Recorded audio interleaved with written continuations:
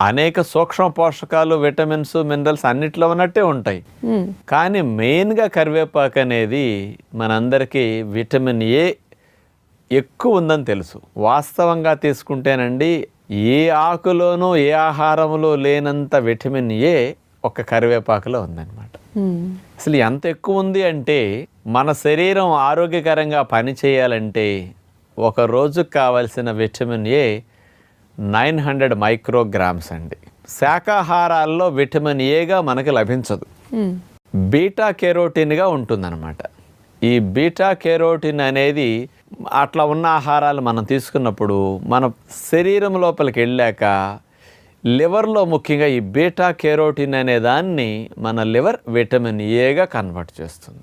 అందుకని మనకు beta carotene తినాలి అంటే ఒక రోజుకి 2400 మైక్రోగ్రామ్స్ బీటా కెరోటిన్ ఉంటే ఒక రోజుకి సరిపోతుందండి. ఓకే.